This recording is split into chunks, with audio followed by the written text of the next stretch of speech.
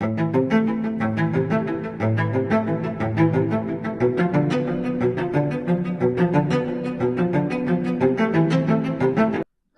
əziz abituriyentlər, mən Elşad Həsənov.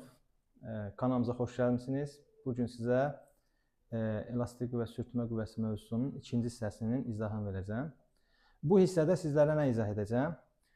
Cisimi üfüqlə alfa bucağı altında hər hansısa bir F qüvvəsi ilə dartdığımız zaman cisimin hərəkətinə baxacaq. Görək bu cisim hansı formada hərəkət edir və bu cisim hansı qüvvələr təsir edir.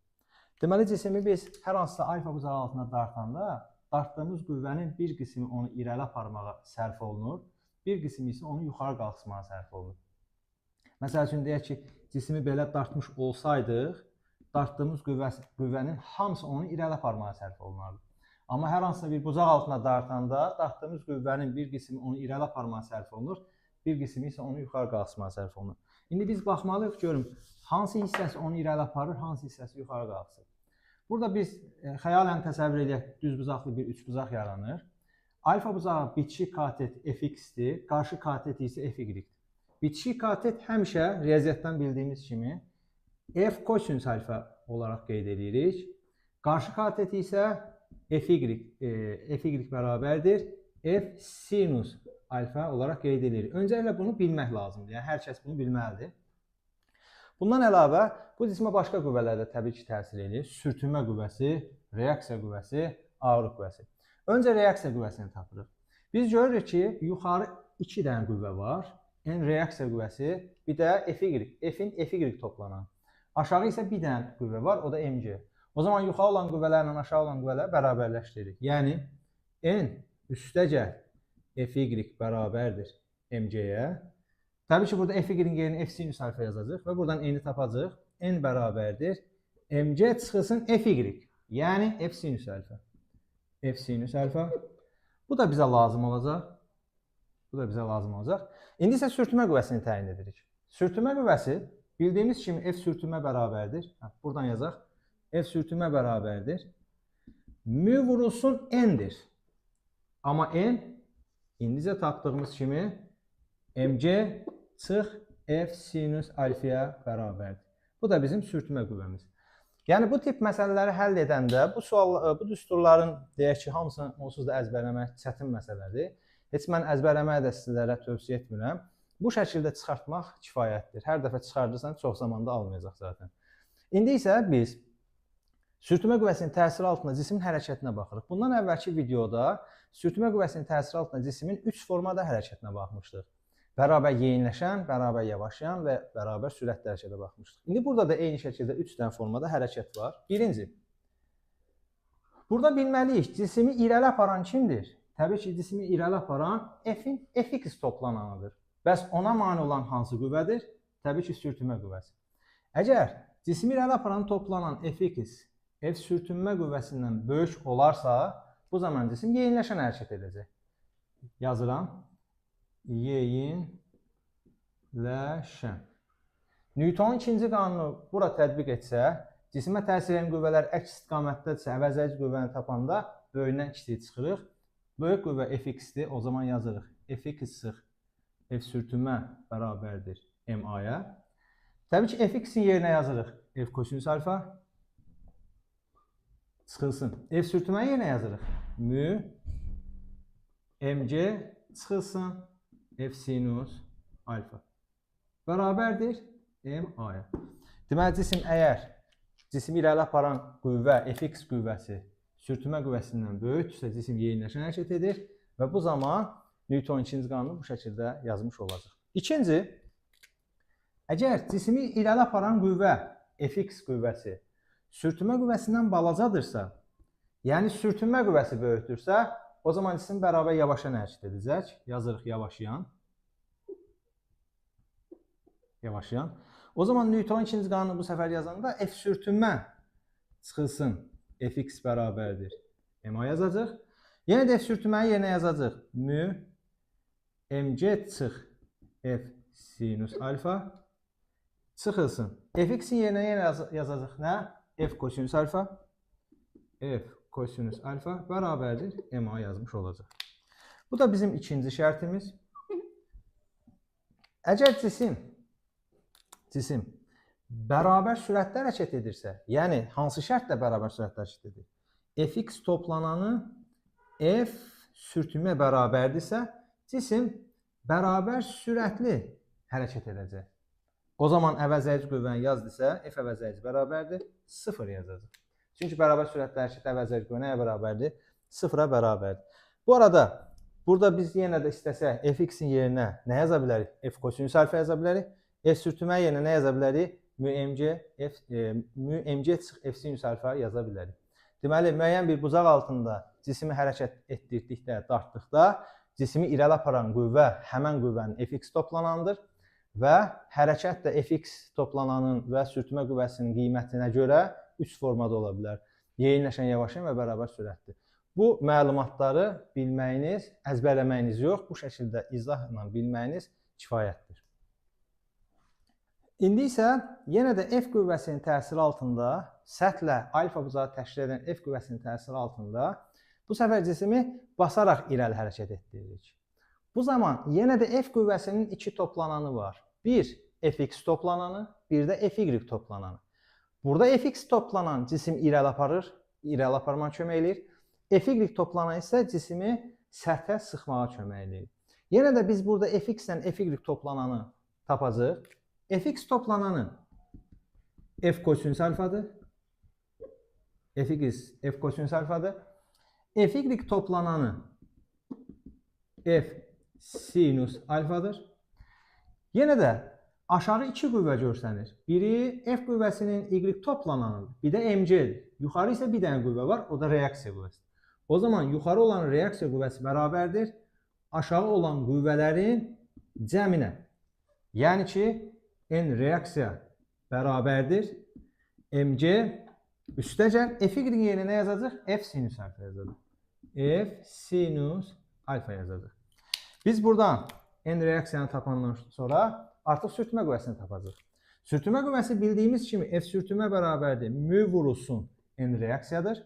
Təbii ki, n reaksiya yerinə bu ifadəni yazanda o zaman sürtünmə qüvvəsinin düsturu mü vurulsun mc helios F sinüs alfa olmuş olur. Bu da bizim sürtünmə qüvvəmiz. İndi yenə də sürtünmə qüvvəsinin təsiri altında cisim 3 formada hərəkət eləyəcək. Onun hərəkəti Fx və sürtünmədən asılıdır. Böyük və yaxud da kiçik olmasından asılıdır. İndi baxırıq. Cismi irəli aparan kimdir? Fx. Bəs ona mane olan kimdir? Təbii ki, F sürtünmə. Bu F sürtünmə. O zaman şərtimiz belədir.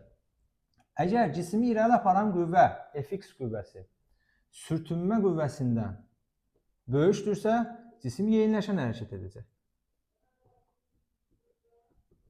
O zaman Newtonun ikinci qanunu yazanda belə yazacaq. Fx çıxılsın F sürtünmə bərabərdir ma-ya. Yenə də Fx-in yerinə yazırıq F kosinüs alfa. F kosinüs alfa. Çıxılsın F sürtünmənin yerinə yazırıq. Mü mc plus F sinüs alfa bərabərdir ma-ya. Bu bizim birinci şərtimiz. İndi isə ikinci şərtə baxırıq. İkinci şərt belədir. Əgər cismi irəli aparan Fx toplananı sürtünmə qüvvəsindən balazadırsa, yəni sürtünmə qüvvəsi böyükdürsə, bu zaman cisim yavaşan hərəkət edəcək. Bu şərt üçün Newtonun ikinci qanunu belə yazılacaq. Sürtünmə böyük olduğu üçün F sürtünmə çıxılsın. Fx bərabərdir ma-ya. F sürtünməyi yerinə yazırıq mü mc plus F sinüs alfa çıxılsın. Fx-in yerinə yazırıq F kosinüs alfa bərabərdir ma-ya. Bu da bizim ikinci şərtimiz. Üçüncü şərtimiz belədir. Fx bərabərdir F sürtünmə yazırıqsa, cisim bərabər sürətli hərəkət edəcək. Sürətli. O zaman əvəzləyicini istəsə, F əvəzləyici bərabər 0 yazacaq. Bu arada burada da yenə Fx-in yerinə lazım gəlsə F kosinüs alfa, F sürtünmə də yerinə mü mc plus F sinüs alfa yaza bilərik. Heç bir problem yoxdur. Bu hissədə də cismi irəli aparan qüvvənin 2 toplananı var və Fx toplananın hesabına cisim irəli hərəkət edir və bu cismə sürtünmə qüvvəsi təsir edir. Sürtünmə qüvvəsinin və Fx toplananın böyük və kiçik olmasına görə hərəkətin 3 növünü yazmış olduq. Əziz abituriyentlər, indi isə sizə maili müstəvi üzərində cisim hərəkətindən danışaq. Maili müstəvi üzərində cisim necə hərəkət edir və hansı qüvvənin təsiri altında hərəkət edir? Deməli, maili müstəvi üzərində dayanan cismin təbii ki, ağırlıq qüvvəsi var və biz də bilirik ki, ağırlıq qüvvəsi həmişə aşağı yönəlir və bu ağırlıq qüvvəsinin iki toplananı var. Toplananlardan biri cisimi maili müstəviyə sıxır, biri isə cisimi maili müstəvi üzərində aşağı doğru sürüşdürür. Cisim maili müstəvi üzərində sıxan toplanan bucağa daha doğrusu bucağa bitişik katet onu sıxır. Bir də bucağın qarşısındakı katet onu irəli doğru sürüşdürür. Bucağa bitişik katet F perpendikulyar deyirik. Onu sıxan katet. F perpendikulyar bərabərdir mc kosinus alfadır. İrəli sürüşdürən qüvvə isə F paralel demişik. O da mc sinus alfaya bərabərdir. Təbii ki, reaksiya qüvvəsi bərabərdir onu sıxan toplanana, ağırlığın onu sıxan toplananına. O da gördüyümüz kimi mc kosinus alfadır. O zaman n reaksiya mc kosinus alfaya bərabərdir. Bildiyimiz kimi sürtünmə qüvvəsi mü vur n'dir. N'in yerinə də mc kosinus alfa yazanda o zaman sürtünmə qüvvəsinin düsturu mü mc kosinus alfa olmuş olur. Deməli, bunlar oldu bizim maili müstəvi üzərində cisimlərin reaksiya qüvvəsinin, sürtünmə qüvvəsinin qiymətləri.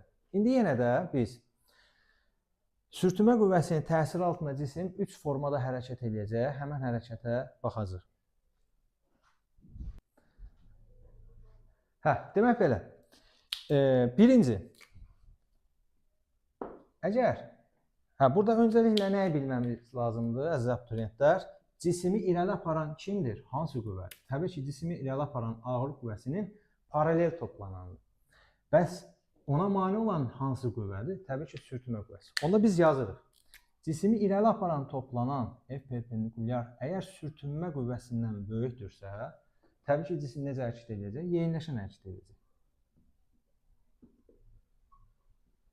O zaman yazırıq. F paralel toplanan çıxılsın F sürtünmə bərabərdir MA-ya. Buradan paralel toplananın yerinə yazırıq nə? mc sinus alfa. Yazıram. mc sinus alfa çıx. F sürtünməyə yenə nə yazırıq? Mü mc kosinus alfa bərabərdir MA-ya. Buradan nələr ixtisar edə bilərik? Təbii ki, m'lər ixtisar gedə bilər. O zaman yerdə qalanları yazıram. C'ni də mörtəzi xərcini çıxardacağım. Sinus alfa çıxılsın. Mü kosinus alfa bərabərdir A-ya. Məsələn, bizdən soruşurlar bəzən. Maili müstəvi üzərində hərəkət edən zaman cismin aldığı təcil kütlədən necə asılıdır?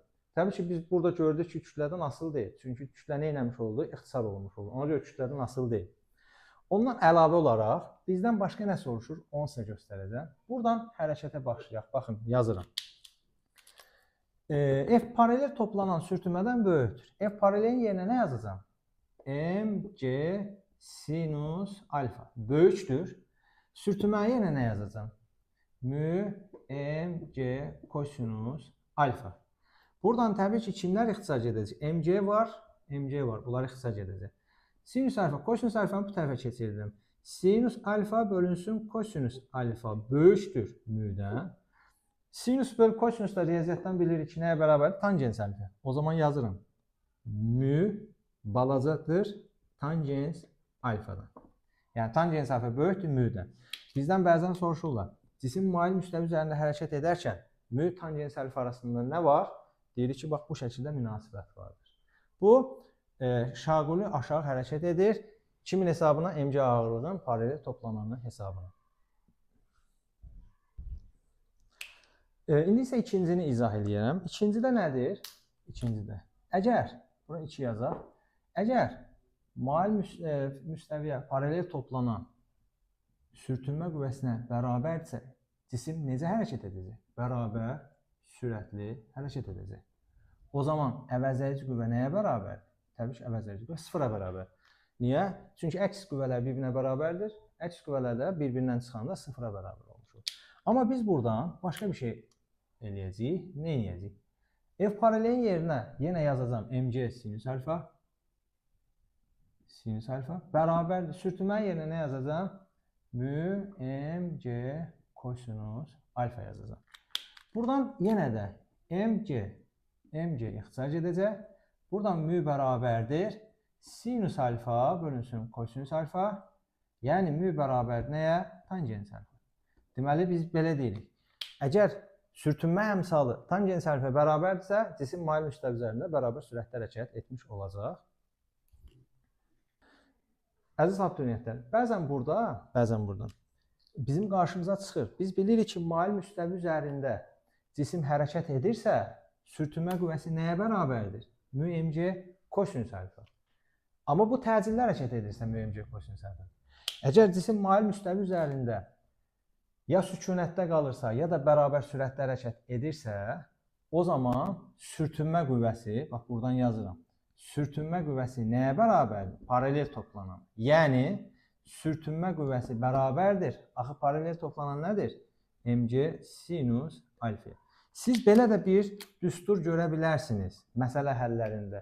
Daha bu düsturu, bunu görəndə deməyin ki, axı sürtünmə qüvvəsi mc kosinüs alfadır. Ümumiyyətlə, mail müstəvi üzərində hərəkət edirsə, təcilli hərəkət edirsə, sürtünmə qüvvəsi mc kosinüs alfadır. Amma bu hansı şərtdə ödənilir? Cisim mail müstəvi üzərində bərabər sürətlə hərəkət edəndə ödənilir. Cisim bərabər sürətlə hərəkət edirsə, o zaman sürtünmə qüvvəsinin yerinə mc sinüs alfada yaza bilərik. Bax, bu bərabərlikdir. Üçüncü olaraq, əgər cisim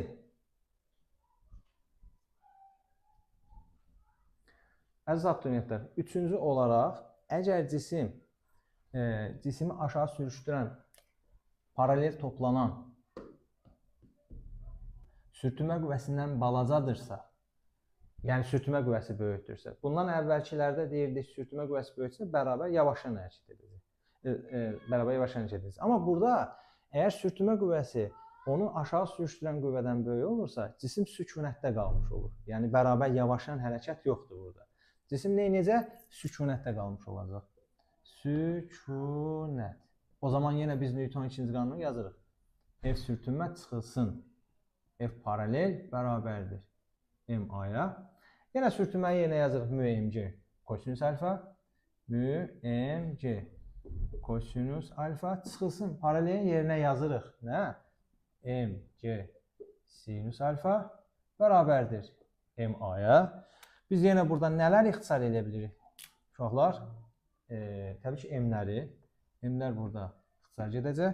O zaman yerdə qalır. G-ni də burada mürtəzə xərcdən çıxardanda mü kosinus alfa çıx sinus alfa bərabərdir A-ya. Yəni, A bu ifadəyə bərabər. Bundan əlavə, bu şərti nəzərə alaraq belə bir şey yazıram. Paralel toplanan yerinə yazıram. mc sinüs alfa. mc sinüs alfa. Balacadır. Mü mc kosinüs alfa yazıram. Burada mc'lər ixtisar edir. O zaman yerdə nə qalır? Bu kosinüs alfanı sol tərəfə keçirdirəm. Sinüs alfa bölünsün. Kosinüs alfa balacadır müdən. O zaman sinüs bölü kosinüs nədir? Tangensə. Yəni, yekun nəticə mü böyükdür tangens alfadan. Deməli, cisim mail müstəvi üzərində sükunətdə qalarsa, o zaman mü tangens alfadan nə olmuş olur? Böyük olmuş olur. Əziz abituriyentlər, belə bir məsələ var, testlərdə də qarşımıza çıxa bilər, onu da istəyirəm sizə izah edək. Deməli, bir var sükunət sürtünmə qüvvəsi, bir də var sürüşmə sürtünmə qüvvəsi, təbii ki, bir də var diyirlənmə sürtünmə qüvvəsi. Yəni, bu arada diyirlənmə sürtünmə qüvvəsini də sizə göstərmiş olum. Bir cisim digər cisim üzərində diyirlənə gedəndə yaranan qüvvə diyirlənmə sürtünmə qüvvəsi olmuş olur. İndi, sükunət sürtünmə qüvvəsi nə vaxt yaranır cisim arasında? Biz cisimi dartırıq. Məsəl üçün, indi siz özünüz də qabanızda bir parta varsa, ağır bir stol varsa, ona qüvvə tətbiq edib darta bilərsiniz. Siz dartanda o demək deyil ki, o hərəkət edəcək. Əgər hərəkət etmirsə, demək ki, sizin qüvvəniz, sizin əksinə başqa bir qüvvə var ki, o qüvvə sizin qüvvənizə qalib gəlir və onu hərəkət etməyə qoymur. Deməli, cisimi biz hərəkətə gətirmək istəyirik, dartırıq. Məsəl üçün, deyək ki, 10 Newton qüvvə tətbiq edirik, amma hərəkət etmir. 11 eləyirik, yenə hərəkət etmir. 12 eləyirik, yenə hərəkət etmir. Hərəkət etmirsə, deməli, dartı qüvvəsinin əksinə bir qüvvə var. Həmən qüvvə sükunət sürtmə qüvvəsidir. Yəni, sükunətdə qalırsa cisim, sükunət sürtmə qüvvəsidir. Deməli, biz cisimi dartdıqca sükunət sürtmə qüvvəsi də böyüyür ki, o hərəkət etmir. Yəni, sürtünmə qüvvəsi ilə dartı qüvvəsi bir-birindən düz mütənasib asılıdır. Ta ki, cisim hərəkətə gəlinə qədər. Artıq nəhayət elə bir qüvvə tətbiq edirsən ki, məsəl üçün, deyək, 10 Newton tətbiq edin, hərəkət etmədi, 11 elədin, etmədi, 12 elədin, etmədi, 13 elədin, etmədi. Sən dartı qüvvəsini artırdıqca o hərəkət etmirsə, deməli, sürtünmə qüvvəsi də artır. Hansı sürtünmə? Sükunət sürtünmə qüvvəsi də artır. Və nəhayət 15 Newton qüvvə təsir edən kimi başladı artıq hərəkət etmə. Cisim hərəkətə başlayan andakı qüvvə olur sürüşmə sürtünmə qüvvəsi. Sükunət sürtünmə qüvvəsinin maksimal qiyməti olur və hərəkətə başlayan kimi həmən sükunət sürtünmə qüvvəsinin maksimal qiyməti çevrilir sürüşmə sürtünmə qüvvəsinə. Deməli, sükunət sürtünmə qüvvəsinin maksimal qiyməti olur μ(n) sürüşmə sürtünmə qüvvəsi. Artıq cisim hərəkətə başlayan andan artıq yaranan qüvvə olur sürüşmə sürtünmə qüvvəsi və sürüşmə sürtünmə qüvvəsi nə eləmir? Dəyişmir. Deməli, bu qrafikin iki hissəsi var. Bir hissəsi bu hissədir. Bunu başqa rənglə göstərim hətta. Deməli, bu yaşılla göstərdiyim hissə sükunət sürtünmə qüvvəsinin dartı qüvvəsindən asılılıq qrafikidir. Yəni ki, sükunət sürtünmə qüvvəsi dartı qüvvəsindən düz asılıdır. Qırmızı ilə göstərdiyimiz hissə isə sürüşmə sürtünmə qüvvəsinin dartı qüvvəsindən asılıdır. Sürüşmə sürtünmə qüvvəsi isə dartı qüvvəsindən asılı deyil. Testlərdə 2 dənə bu tip məsələ var. Soruşurlar, dartı qüvvəsini artıranda sükunət sürtünmə qüvvəsi neyinir? Məsələn, dartı qüvvəsi 5 dəfə artsa, sükunət sürtünmə qüvvəsi neyinir? O da artar 5 dəfə. Çünki sükunət sürtünmə qüvvəsi dartı qüvvəsindən düz asılıdır. Bax, yaşılla olan hissə sükunət sürtünmə qüvvəsidir. Yazıram. Sükunət. Başqa bir sual da deyir ki, dartı qüvvəsini artıranda sürüşmə sürtünmə qüvvəsi necə dəyişər? Deyirsən, dartı qüvvəsini artıranda sürüşmə sürtünmə qüvvəsi dəyişməz. Çünki bu qırmızı ilə göstərdiyim hissə sürüşmə sürtünmə qüvvəsinin hissəsidir. Bu mövzu, məsələ önəmli məsələdir. Bunu da nə etmək lazımdır? Yadda saxlamaq lazımdır. Əziz abituriyentlər, indi isə yalnız sürtünmə qüvvəsinin təsiri altında hərəkətə nəzər salaq. Cisimə yalnız sürtünmə qüvvəsi təsir edirsə, yəqin ki, siz də anlayırsınız ki, artıq bu cisim yavaşlamalıdır. Mütləq şəkildə yavaşlamalıdır və sonunda nə etməlidir? Dayanmalıdır. Məsəl üçün, maşınla gedirik, qarşıda görürük ki, svetoforun qırmızı işığı yandı. Biz avtomatik olaraq maşına tormuz basmaq məcburiyyətindəyik. O zaman bastığımız andan, tormuzu bastığımız andan dayandığı ana qədər bir məsafə qət edir. Bu məsafədə ancaq cisimə sürtünmə qüvvəsi təsir edir. Və sürtünmə qüvvəsinin təsiri altında cisim yavaşdan hərəkət edir. Tormuzu bastığımız andan dayandığı ana qədər getdiyi bir məsafə var. Həmən məsafəyə deyirlər tormuz yolu. Tormuzu bastığımız andan dayandığı ana qədər bir müddət var. Tormuz yoluna sərf olunan bir müddət var. Həmən müddətə tormuz müddəti deyirlər. İndi biz baxaq görüm, tormuz müddəti hansı düsturla hesablanır, tormuz yolu hansı düsturla hesablanır. Bax, biz bu düsturları çıxardıq. Deməli, cisimə yalnız sürtünmə qüvvəsi təsir edirsə, cisim yavaşdan hərəkət edir. O zaman Newtonun ikinci qanunu biz belə yazırıq. Normalda F əvəzləyici bərabərdir MA yazmalıyam. Məsələn, bayaqdan yazırıq ki, dartı sürtünmədən böyüksə F dartı çıx F sürtünmə bərabərdir MA. Sürtünmə dartdan böyüksə F sürtünmə çıx F dartı bərabərdir MA yazırıq. İndi burada dartı yoxdur. Nə yazacaq? Onda bir dənə sürtünmə var. Yazırıq F sürtünmə bərabərdir MA-ya. Sürtünmə qüvvəsinin də düsturu bildiyimiz kimi μmc-dir. Bərabərdir MA-ya. Buradan M-lər ixtisar gedəcək. A bərabərdir μ vurulsun C-yə. Məsələn, bu düstur sizə lazım ola bilər. Bu A-nın düsturudur. Hansı şərtdə? Cisimə yalnız sürtünmə qüvvəsi təsir edərkən. Sonra buradan belə bir ifadə çıxarda bilərik. A-nın ifadəsi. A bərabərdir nəyə? F sürtünmə bölünsün M-ə. Məsəl üçün, bu da bizə lazım ola biləcək bir düstur. İndi cisimə sürtünmə qüvvəsi təsir etdiyi üçün o yavaşlayır. Yavaşlayan hərəkət sonda nə etməlidir? Dayanmalıdır. Biz də əvvəlki dərsimizdən düzxətti bərabər yavaşlayan mövzusundan yavaşlayan hərəkətin cismin sürətinin düsturu nə olaraq bilirdik? V bərabərdir V0 çıx AT olaraq bilirdik. Cisim sonda dayanırsa son sürət olacaq 0 bərabərdir V0 çıx AT-yə. Buradan AT bərabərdir V0-a. Buradan T bərabərdir V0 bölünsün A'ya. Bax, bu T cismin tormuz müddətinin düsturudur. T tormuz bərabərdir V0 böl A. Və bu düsturu bir balaca şaxələndiririk. Neyniyəcəyik? Məsəl üçün A-nı yerinə müc qoya bilərik. A-nı yerinə müc qoysaq nə olur? V0 bölünsün mü vursun C-yə. Və yaxud da əlavə olaraq A-nın yerinə F sürtünmə böl M qoya bilərik. O zaman A-nın yerinə F sürtünmə böl M qoyanda M çıxır yuxarı, M V0 olur. Sonra əlavə olaraq impulsun düsturunu bilirik biz. Yəni hələ bilmirik, daha doğrusu biləcəyik gələcək dərslərdə.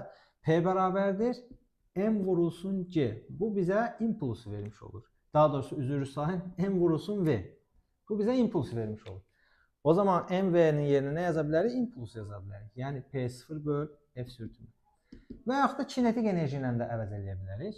Kinetik enerjinin düsturu Y kinetik bərabərdir MV kvadrat bölünsün 2-dir.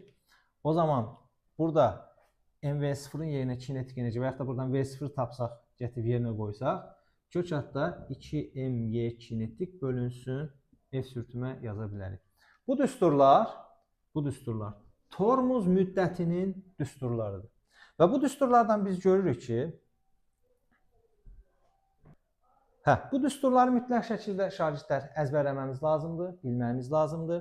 Hardan çıxarılışını da mən sizə göstərirəm ki, ola bilər ki, düsturdur da, insanın bu boyda düstur yadına qalmaya bilər. Ən azından çıxarılışını bilsəz, lazım olanda tez bir zamanda çıxardıb tapa bilərsiniz. Düsturları biləndən sonra təbii ki, qrafikləri də bilmək önəmlidir. Məsəl üçün, nəyin qrafikini bilmək önəmlidir? Tormuz müddəti soruşa bilərlər bizdən. Tormuz müddəti başlayan sürətdən necə asılıdır? Deyəcəksən, təbii ki, düz asılıdır. Sonra tormuz müddəti impulsdan asılığını soruşa bilərlər. Tormuz müddəti impulsdan necə asılıdır? Təbii ki, düz mütənasib asılıdır. Y kinetik 0 yazaq bura. Sonra soruşa bilərlər. Tormuz müddəti Y kinetiklə necə asılıdır? Təbii ki, kök altında asılıdır. Bir də soruşurlar, tormuz müddəti kütlədən necə asılıdır? Uşaqlar, yadınızda saxlayın. Tormuz müddəti kütlədən asılı deyil. Deyə bilirsiniz, indi bu dəqiqə yəqin ki, orada deyirsiniz ki, bəs burada kütlə var axı, niyə asılı deyil yazırsınız? Baxın uşaqlar, siz bərabər təcilli hərəkət edirsiniz. Bərabər təcilli hərəkətdə A sabitdir.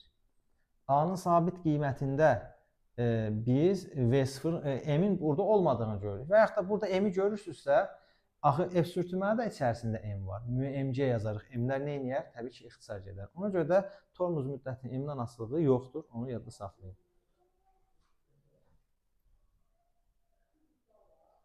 Əziz abituriyentlər, indi isə sizə tormuz yolunun düsturlarının çıxarılışını deyəcəm. Deməli, cismə yalnız sürtünmə qüvvəsi təsir edəndə o yavaşlayır, tormuzlanır və sonunda dayanır. Yenə də sonunda dayanırsa, onun son sürətini 0 olaraq qəbul edəcəyik. O zaman biz yer dəyişmənin belə bir düsturunu bilirik. S bərabərdir. Normalda V kvadrat çıx V0 kvadrat bölünsün 2A-dır. Amma V0 daha böyükdür də. Çünki dayanırsa başlayan sürət daha böyükdür. V0 kvadrat çıx V kvadrat bölünsün 2A yazsaq və cisim dayananda onun son sürəti olur 0. O zaman yerdə nə qalır? S bərabərdir. V0 kvadrat bölünsün 2A. Bax, bu olur tormuz yolunun düsturu. Yenə bu düsturları biz şaxələndiririk. Nə edəcəyik?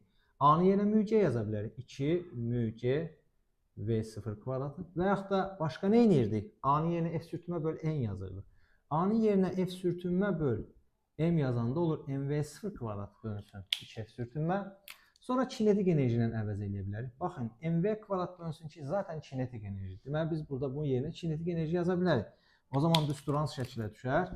Y kinetik enerji bölünsün F sürtünmə şəklinə düşə bilər. Və yaxud da burada MV0-ın yerinə P0 yaza bilərik. Məsəl üçün P0 V0 bölünsün F sürtünmə, 2F sürtünmə təbii ki. Və yaxud da M-ə vurub surət məxrəci M-ə vura bilərik. Surəti M-ə vuranda M kvadrat V0 kvadrat olur P0 kvadratı bölünsün 2M F sürtünmə olmuş olur. Bu da oldu uşaqlar. Cismə yalnız sürtünmə qüvvəsi təsir edərkən tormuz yolunun düsturları. Bu düsturları da mütləq şəkildə əzbər bilməlisiniz ki, məsələləri yaza biləsiniz. Əziz abituriyentlər, düsturları biləndən sonra təbii ki, qrafikləri də bilməmiz lazımdır. Deməli, tormuz yolu V sıfırdan necə asılıdır? Kvadratik. A sabitdirsə. Tormuz yolu kinetik enerjiden necə asılıdır? Tormuz yolu kinetik enerjiden düz asılıdır. Eğer F sürtünmə sabitdirsə. Tormuz yolu məsələn impulsdan necə asılıdır? Eğer F sürtünmə və M sabitdirsə. Tormuz yolu P sıfırdan təbii ki kvadratik şəkildə asılıdır. Və yenə bizdən soruşa bilərlər. Tormuz yolu cisim kütləsindən, təbii ki tormuz yolu cisim kütləsindən asılı deyil.